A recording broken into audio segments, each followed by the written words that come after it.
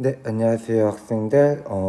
2024학년도 생활과윤리 대학 수학능력시험 회사를 맡은 세종고등학교 하이룬이라고 합니다. 자, 이번에 생활과윤리 열심히 공부해서 수능을 봤을 텐데요. 선생님도 문제를 풀어보고 해설자를 제작하다 보니까 조금 약간 다소 아쉬웠다는 생각이 들어요. 자, 그게 무슨 말이냐면은 여러분들이 6월 평가원 모의고사, 9월 평가원 모의고사를 보고 그 난이도 때문에 생활과 윤리에 투자하는 시간이 더 많았을 거예요. 그래서 이제 수학 능력 시험에도 이제 그 9월이나 6월 평가원 모의고사처럼 난이도가 어느 정도 있을 거라 생각하고 공부를 했을 텐데, 생각보다 이 수능 난이도가 그렇게 어렵지 않아서 좀 여러분들이 열심히 노력한 거에 비해 평가 이 수능 자체가 좀 기대에 못 미치지 않았나라는 생각이 듭니다. 그래서 선생님도 지금 등급 컷을 보니까 50점이 1등급 컷이고, 그리고 이제 만점자가 너무 많아서 자칫하면 이제 2등급까지 50점이 내려와서 2점짜리 한 개 틀렸는데 3등급이 떨어지는 그런 상황이 도래할 수도 있을 것 같아요. 이게 문제를 풀어보니까 이게 이제 선지 자체가 뭐 엄청 쉬운 건 아니었는데, 그 선지를 구성하는 이제 뭐 기억, 니은, 디귿 이런 것들이 조금 이제 잘 몰라도 이제 확실히 아는 선지 두 개만 있으면 답이 골라지는 그런 상황이 벌어져서 생각보다 여러분들이 문제 푸는데 그게 어렵지 않았을 것 같다는 생각이 들면서 조금 아쉬움이 남아요, 솔직히. 그래서 뭔가 이제 열심히 공부한 친구들은 그거에 비해서 문제가 좀 어렵지 않아가지고 본인의 실력을 뽐내지 못해서 조금 많이 아쉬울 거라 생각이 드는데, 그래도 여러분들이라면 충분히 50점 만점을 맞아서 1등급을 많이 맞았을 거라 생각이 듭니다. 자, 그러면 선생님이 이번에 이제 문제를 풀어보면서 분석했던 내용을 한번 보도록 할게요. 자, 제일 이제 고난이도라고 할 수 있는 6문제를 추려왔고요. 하나하나 문제를 풀어보면서 이야기를 나눠보도록 하겠습니다. 자, 먼저 7번 문제를 좀 볼게요. 7번 문제를 보시면 일단 문제 자체는 어떤 문제냐면 이제 사회계약 문제죠. 국가에 대한 사회계약 문제고요. 자, 갑부터 볼게요. 만인은 서로 늑대처럼 싸우는 자연상태. 자, 서로 늑대처럼 싸우는 자연상태. 자연상태가 전쟁 상태라고 지금 말하고 있죠. 자, 우리가 배운 사회계약 문제 중에서 자연상태가 전쟁 상태라고 말하는 사람 누구밖에 없어요? 홉스밖에 없죠. 자, 그래서 벗어나기 위해서 상호 계약을 맺어서 하나의 인격이 바로 리바이어던이죠. 절대군주, 권력체, 리바이어던이라고 할 수 있는 결합해야 한다. 이 인격을 지닌 통치자는 모든 사람의 힘과 수단을 임의로 사용할 수 있는 권력을 지닌다 라고 했을 때 홉스입니다. 자, 을도 볼게요. 절대 권력에 책임을 묻지 않는 식의 합의는 여우나 스컹크를 피해 사자에게 잡아먹히는 데 만족하는 것과 같다. 그러나 중요한 건 여기부터죠. 통치자가 시민의 생명, 자유, 자산 이 세 가지를 자연권이라고 하죠. 이 자연권을 보존하지 못할 때 저항할 수 있다고 저항권을 명시하고 있죠. 자, 이렇게 저항권을 대놓고 명시한 사람은 누구라고 했어요? 로크라고 했습니다. 자, 물론 루스도 저항권을 인정하고 홉스도 어느 정도 저항할 수 있다는 말을 인정하지만, 이렇게 대놓고 저항권이라는 말을 제시문에서 제시한다면은 99% 로크라고 보시면 된다고 예전에 한번 말씀을 드렸었죠. 자, 그럼 문제를 한번 풀어볼게요. 자, A는 홉스, 로크가 있는데 A는 홉스는 맞고 로크는 틀려야 됩니다. 자, 볼게요. 국가의 통치자가 사회 계약을 위반하는 것은 가능한가?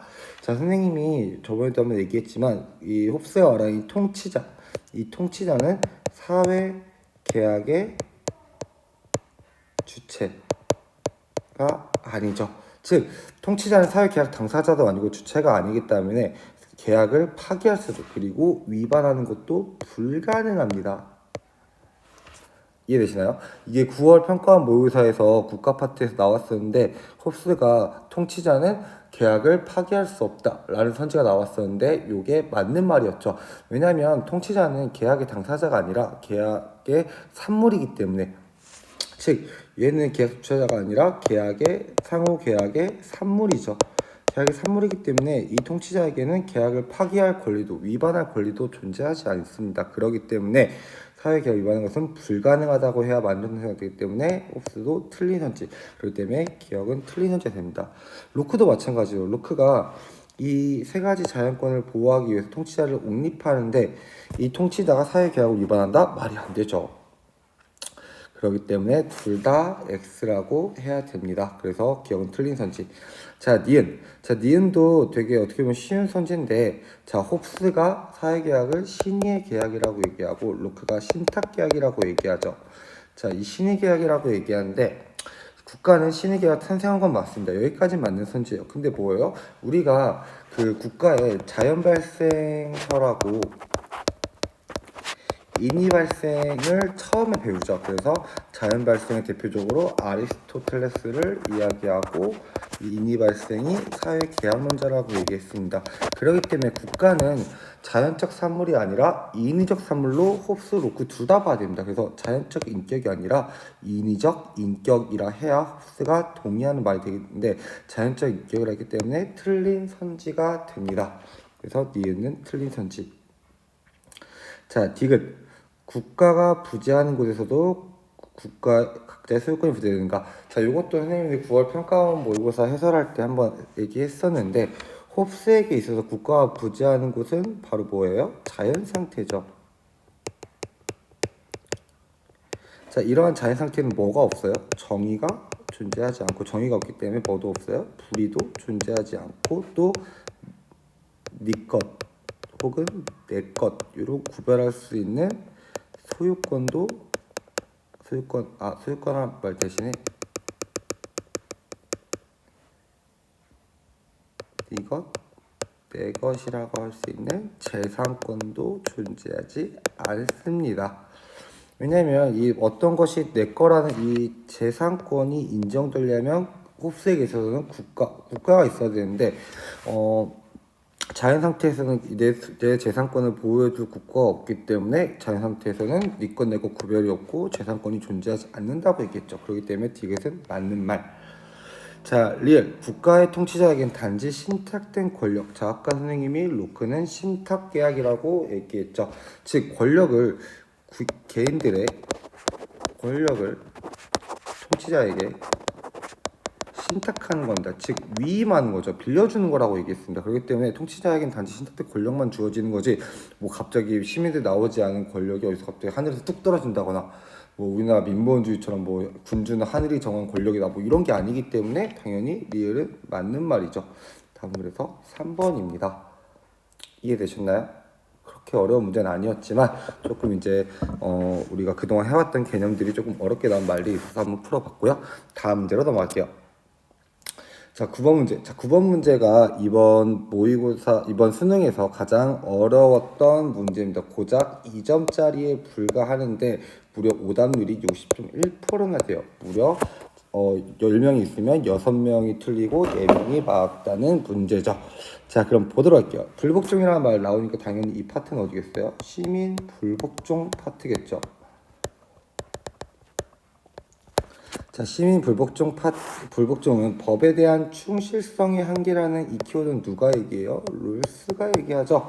그래서 부정의한 법에 대한 불복종을 나타내고 있습니다. 그래서 시민 불복종 행위에 가담함으로써 소수자는 다수자에게 그들의 행위가 정의의 원칙들에 대한 위반을 해석되기를 바라는지 아니면 공통된 정의감, 다수가 공유하고 있는 다수의 정의감에 비추어 소수자의 합당한 요구를 인정하고자 하는지를 숙고하도록 강요하게 한다고 합니다. 룰스의 시민 불복종 내용인데요.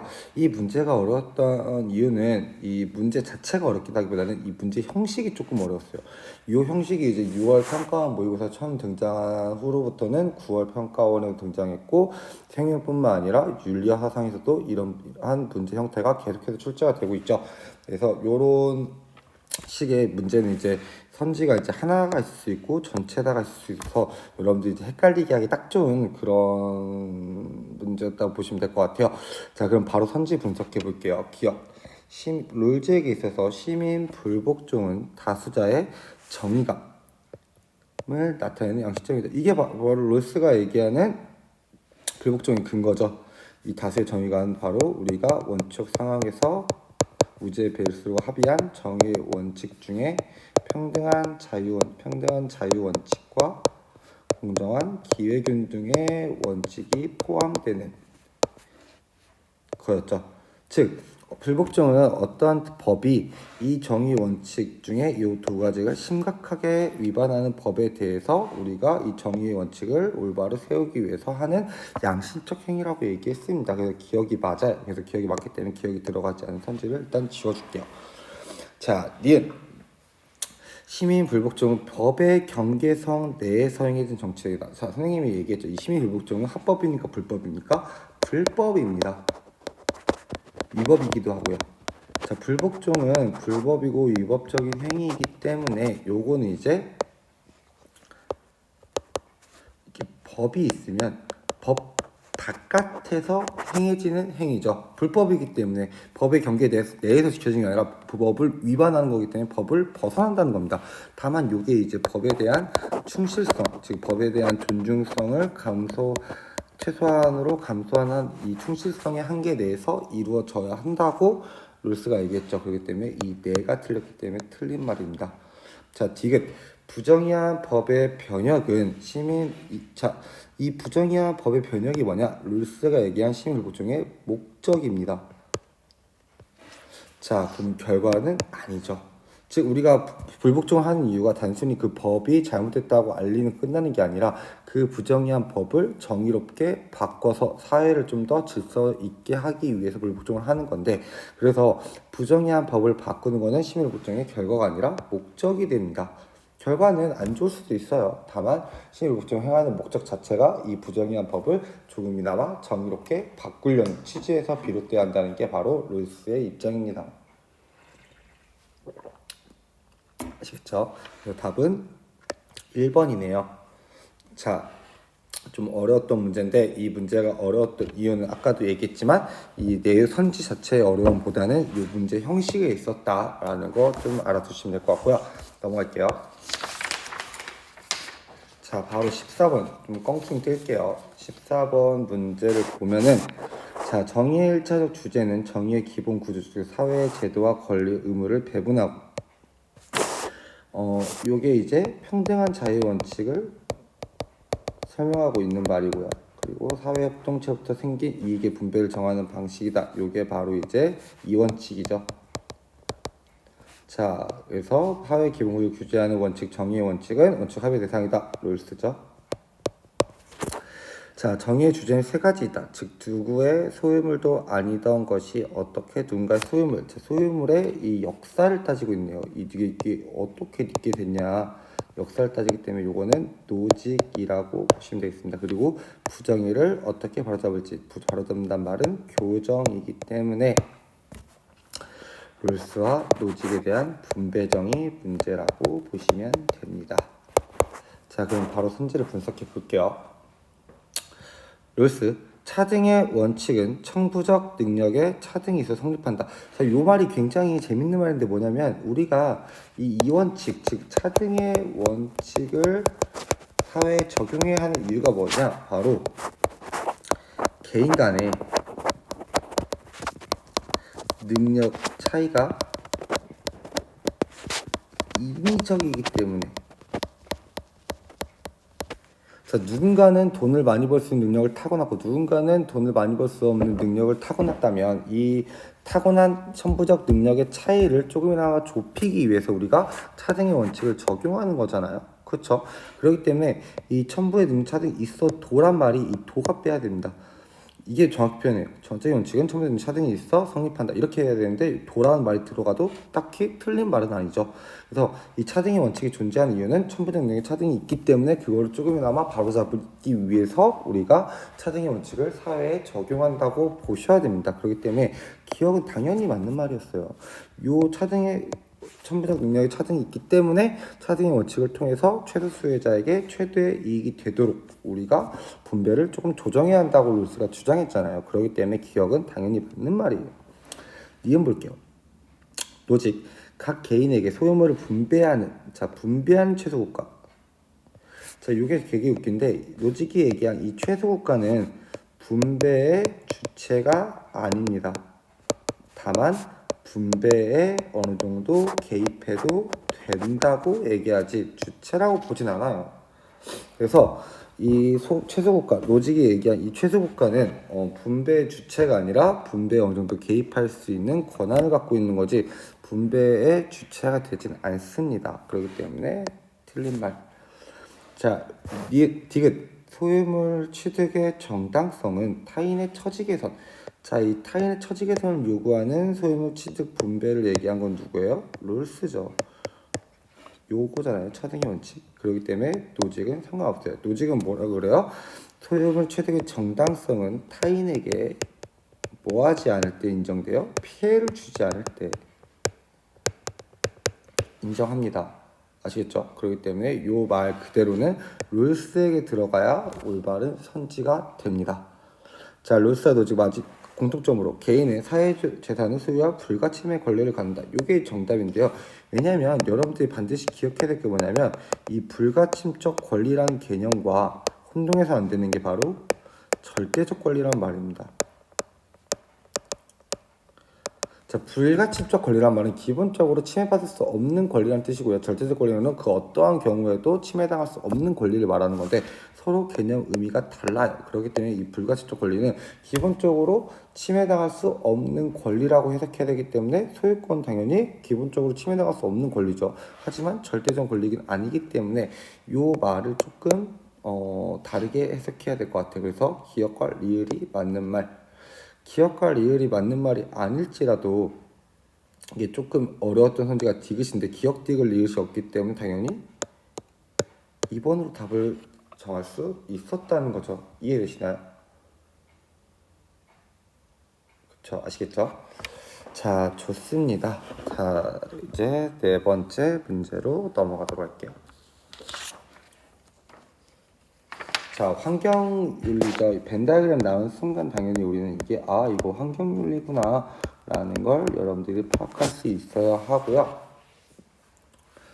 보시면 일단 갑부터 볼게요. 동물을 폭력적으로 다루면 고통에 대한 공감이 무뎌진대요. 그래서 인간의 도덕성에 매우 유익한 천수질이 고갈될 수 있다.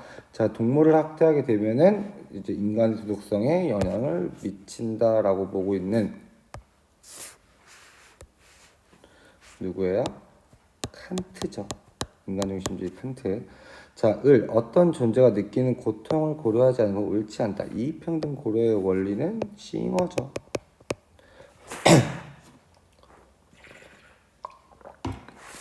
자, 경제적 계산의 문제로만 바람직한 대지 이용을 하면 안 된다라고 보고 있는 레오폴드입니다. 자, 그럼 볼게요. A. 자, A 칸싱레. 자, A에게 해당하려면 칸트는 맞고 싱어와 레건 틀려야 되죠. 동물을 학대하지 않는 것, 다른 말로 해서 동물을 보호하는 것은 인간 자신에 대한 의무에서 부합한다. 자, 이거는 칸트가 맞죠. 칸트만 맞고 싱어 틀리고 레건 틀리죠. 왜냐면 싱어 입장에서 동물을 학대하지 않는 것은 당연히 동물이 최고 감수성을 갖고 있기 때문에 동물에 대한 도덕적 고려에서 어긋나기 때문에 안 된다고 볼 거고, 레건 같은 경우는 동물이 생태 공동체의 구성원이기 때문에 동물을 보호해야 한다 보기 때문에 인간 자신에 대한 의무, 즉 인간에 대한 지적적 의무로부터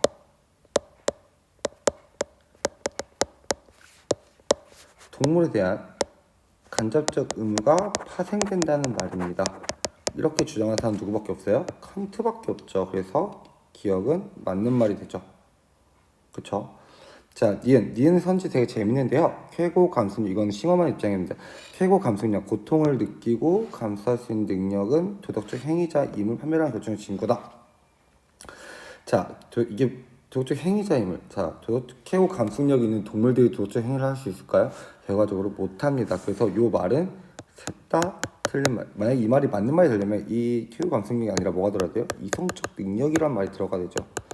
도덕적 주체가 행위 주체가 되기 위해서는 뭐가 필요해요? 이성적 능력이 필요하잖아요. 그래서 도덕적 행위를 하기 위해서는 쾌고 감수력이 아니라 이성적 능력이 필요하기 때문에 이 말은 셋 다 틀리기 때문에 답이 될 수 없어요. 자, 디귿. 레오폴드만의 입장으로 생태계뿐만 아니라, 자, 생태계뿐만 아니란 말은 생태계와 더하기 개별 생명체가 도덕적 고려의 대상이다 라고 보는 걸 레오폴드밖에 없죠. 왜? 칸트는 생태계 딱히 언급한 적 없어요. 도덕적 고려라고 보지 않았고, 싱어도 도덕적 고려라고 보지 않아요. 다만 레오폴드는 이 개별 생명체가 뭐기 때문에 이 생태계의 구성원이기 때문에 도덕적으로 고려해야 한다고 보고 있죠. 그래서 기억 디귿이 답이고요.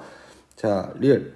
인간은 다른 모든 생명체에서 중요한 건 이 모든 생명체란 말인데, 이 말이 이제 답이 되려면 칸트는 틀리고 싱어랑 레건이 동의를 해야 되는데, 문제는 레오폴드는 맞아요. 왜냐하면 인간도 생태의 구성원, 개별 생명체도 생태의 구성원이기 때문에 본질적으로 우월하지 않다고 보지만, 싱어는 동물은 케어 감성력을 갖고 있는 동물과 인간의 이익관심을 동등하게 고려한다고 주장하죠. 근데 여기서 말하는 건 모든 생명체예요. 모든 생명 누가 포함돼요?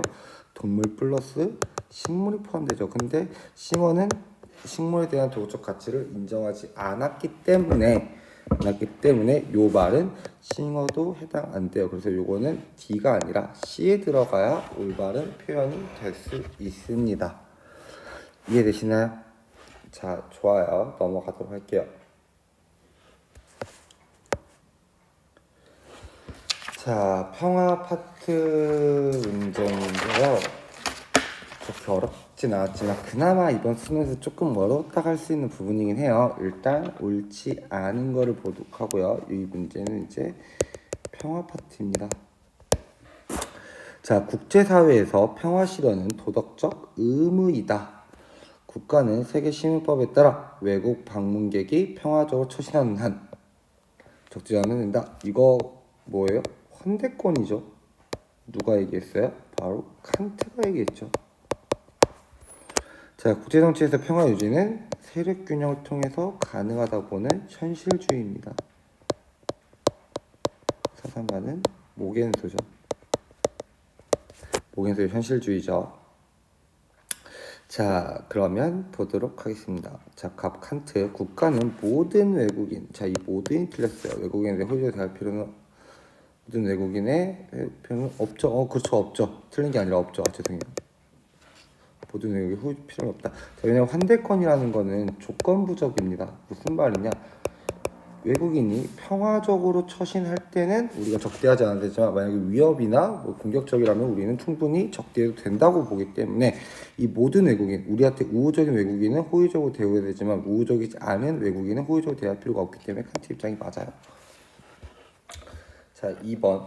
국가 간 신뢰를 불가능하게 한 적대 행위, 예를 들어서 비밀 외교나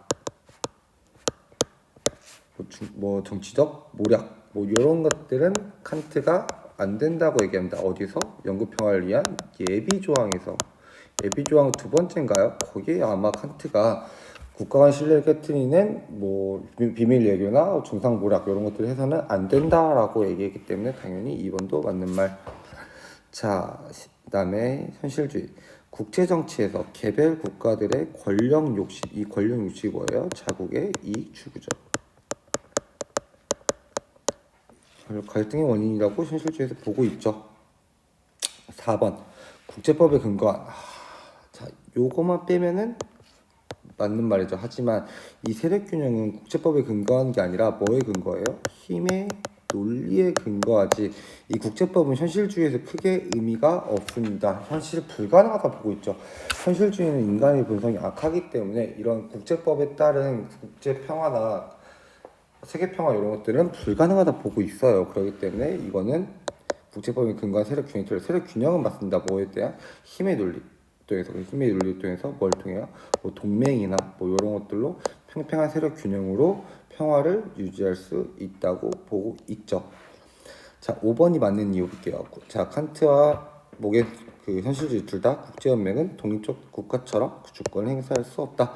자, 칸트가 평화연맹을 얘기하지만 이 평화연맹은 주권을 행사하는 게 아니라 독립된 국가들이 주권을 가지고 연맹에 참여해야 된다고 보고 있고요. 그래서 칸트는 맞고, 그리고 현실주의는 이 국제연맹 자체가 의미가 없고 성립이 안 됩니다. 그렇기 때문에 이 말이 안 되는 거야. 국제연맹은 동쪽 국가처럼 주권을 행사할 수 없다고 당연히 중요하죠. 왜? 성립이 안 되기 때문에. 그래서 보기에서도 맞는 말. 그래서 답이 4번이었습니다. 자, 넘어갈게요. 자, 마지막 문제 보도록 하겠습니다. 이것도 조금 어려웠죠? 자, 이 파트는 해외 원조 파트죠.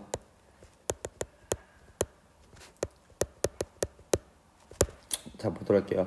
질서 정연한 사회 장기 목표는 무엇과 마찬가지로 고통받는 사회를 질서 정연한 만민의 사회로 가입시키는 것이다.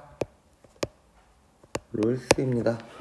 자, 그리고 우리는 인류의 고통을 감소시키고 쾌락을 진실한 의무를 지닌다. 싱어죠. 자, 일단 이 두서 하한가의 원조의 목적을 좀 볼게요. 원조의 목적은 롤스는 고통받는 사회를 질서 정연하게 사회로 바꿔주는 게 원조의 목적이라 봤고요. 싱어는 인류 전체의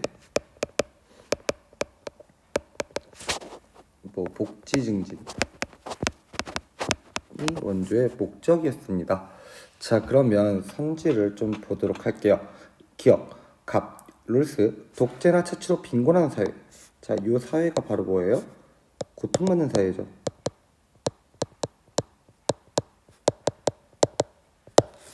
대상 될 수 없다고 보고 있는데, 이게 무슨 말이냐면, 우리가 선생님 수업할 때 무슨 얘기를 하냐면 그 롤스에 있어서 원조가 불가능한 사회가 있어요. 어떤 사회냐? 무법 국가이자 그리고 공격적 사회. 이 사회는 원조가 불가하고 뭐 해야 돼요? 전쟁이 가능하다고 이야기를 합니다. 자, 근데 여기서 말하는 거는 무법국가나 공격적 사회를 말하는 게 아니라 무법국가와 마찬가지로라고 했어요. 그러니까 무법국가는 아니지만 무법국가와 마찬가지로 고통받고 있는. 그럼 왜 고통받느냐? 바로 독재나 착취로 빈곤하기 때문에 고통받는 사회가 바로 그 롤스가 얘기한 고통받는 사회입니다. 그래서 고통받는 사회는 원조 대상이 될 수 없는 게 아니라 있죠. 이건 대상이 될 수 없는 거는 아까 얘기했던 무법국가이자 공격적인 사회는 원조 대상이 아니라 전쟁의 대상이기 때문에 원조할 필요가 없다고 롤스가 얘기했지만, 여기서 말하는 독재나 착취로 빈곤한 사회는 바로 고통받는 사회, 원조가 필요한 고통받는 사회이기 때문에 당연히 답이 될 수가 없습니다. 자, 니은 롤스의 원조의 목적은 요거였죠. 그럼 요거를 뭘 통해서 가능하냐? 바로 정치 제도 개선입니다. 이게 바로 2번 니은 선지에 나와 있죠. 고통받는 사회가 스스로 정치 문화를 개선하도록 원조해야 된다. 요게 바로 롤스가 얘기한 원조의 목적이 되는 거죠. 고통받는 사회가 스스로 정치 문화를 개선하도록 원조해야 된다는 게 바로 롤스가 말한 원조의 목적에서 니은 맞는 말. 자, 지구촌의 절대빈곤 해결을 위한 원조의 의무는 정원명령이다. 자, 정원명령이란 말이 뭐야? 조건 없이 행해지는 의무라는 말인데, 싱어가 인류 전체 복지 증진을 얘기하지만 조건을 걸죠. 그래서 싱어에게서 원조는 조건부적 의무입니다. 자, 이 조건부 의무는 뭐냐? 내가 소득의 1%를 어떤 다른 도덕적 일을 희생하지 않는 범위 내에서, 즉 여러분들의 남는 소득 1%가 있어 하고요. 그 1%를 사용한 것이 어떤 도덕적 일을 크게 희생하지 않는다면 해야 됩니다. 다른 말해서 쉽게 얘기하면 내가 돈이 없으면 안 해도 됩니다. 당장 내가 먹고 살 구멍이 없어가지고 굶어 죽게 생겼는데 원조를 무조건적으로 해야 된다라는 건 어울리지 않죠. 싱어한테는. 싱어는 일단 내가 원조할 자격이 갖춰져야 소득의 1%가 남아가지고 어떤 다른 도덕적 일을 희생하지 않는 경우에 조건부적으로 원조를 의무화해야 한다고 주장하는 거지, 무조건적으로 하지 않았어요. 그래서 정어명이 틀려요. 자, 그럼 답은 나왔죠. 니은 리을이겠죠. 갑과을. 원조의 목적은 인류 복제소지 균등화. 자, 균등화를 쉽게 얘기하면 n분의 1빵입니다. 자, 다시 말해서 모든 사람들의 재산을 더해가지고 나누기 60억을 하면은 이게 인류 복제소 중에 균등합니다. 이렇게 중요한 사람 있어요, 없어요? 그 누구도 원조를 이렇게 엠빵하자 보진 않아요.